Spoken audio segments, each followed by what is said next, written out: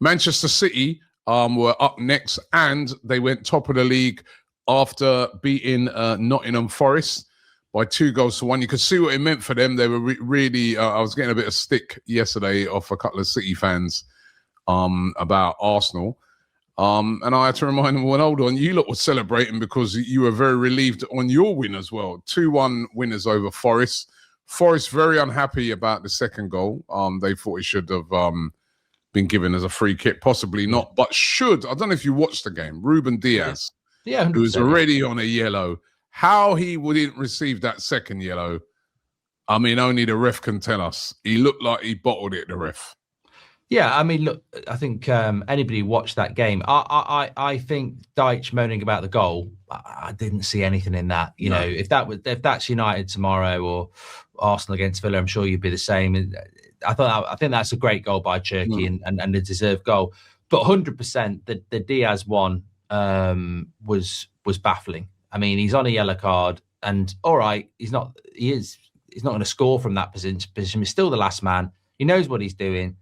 And, you know, you sort of look at it and you go, well, we've had some dodgy red cards over the last couple of years at United. I'm sure you have at Arsenal. And I just don't understand that one. And I think that one at 0-0 changes the game. But changes it completely. Whatever, you know, what can you say? Changes it completely. They really did get away with it. But listen, they got away and getting away with it for years. Many people argue. But they got away with it. And 2-1 winners. So Arsenal needed to respond. And they did respond with a 2-1 win over Brighton. Was that the game? At 2-0, it's as comfortable as you like. It was like, honestly, Mark, it was a stress-free game. Then out of nowhere, you know, Brighton get a goal back, and then it's game on. And then David Raya has to pull off an unbelievable save to keep it at 2-1. And even then, Arsenal had chances after that to score. They created over 20-odd shots, Arsenal, in the game. They got to start getting more clinical. Yeah, I mean, I think Martinelli missed one, didn't he? Even Gyökeres in the first couple of minutes.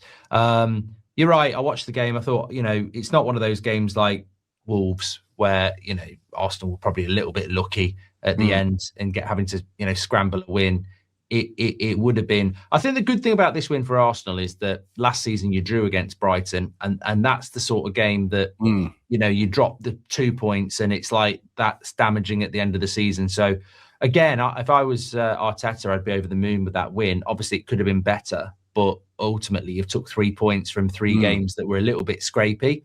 So got to take the points and move on. And, you know, fair play to Brighton. The last 20 minutes, they sort of had a go, but they play so open. I enjoyed the game because Arsenal normally play teams that come and part the bus, and Brighton and Bournemouth never do. So it made it a much better game to watch. And I think Arsenal deserved the points. It would have been a shock if Brighton had got a draw, but it still took an incredible save by Raya to make sure it happened. Unbelievable save. And then the other team that now we got to start saying they're in the title race, and that's Aston Villa, right? A very impressive 2-1 win away at Chelsea. Again, this is another result you would never have seen coming if you watched only the first half. It looked like Chelsea were going to win it. Villa have been doing this a lot recently. They did it against Manchester United the other day, and they've done it again. It's super clinical. 2-1 winners over Chelsea, a very difficult place to go to.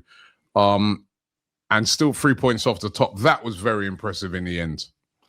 I thought Chelsea was so good for an hour. But then when you think back about it, they were good without creating chances to kill the game off. I mean, the goal was rubbish. I mean, I said at the time, fair play to Chelsea, but that goal's crap.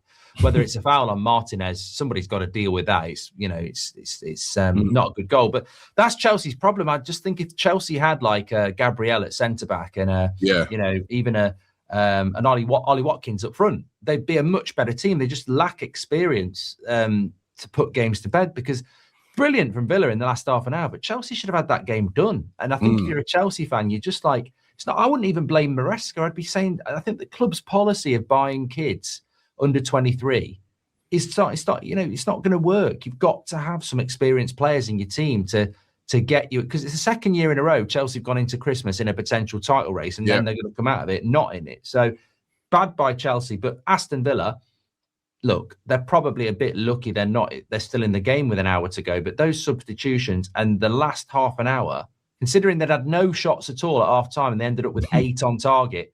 They absolutely rinsed them in the last half an hour. It was just dominant and it was so good. But I do think about Villa, like what were you doing for the first hour? But look, they go to you next. Are they in it? No, they're not in a title race. I just think every win they get is firming up the chances. Like they're winning in the Champions League. They're winning. So, you know, they're on an unbelievable run. They're winning. Yeah. They're going away now. They're going away to teams like Chelsea and getting wins. Surely you're in the title race. They're only 3 points off the top. I think the issue I've got, and I don't know about you, is that I've watched them play at Anfield and they were so submissive in the way that they played. I watched them play against us and they deserved to win, but we did pretty much dominate them a lot. And then that first hour against Chelsea, and I'm just sort of like, surely you can't win a league by, I watch Arsenal and Man City and they're more dominant. But look, I'd love Villa to stay in it, and I think they will be up for you tomorrow night because Emery doesn't like Arsenal, does he? And he's already beat you once. But I don't think they'll be in it. But I think as long as they can stay in it, it just makes it more interesting. They'll answer a lot of questions when they come to the Emirates. That's going to be a really, really big game.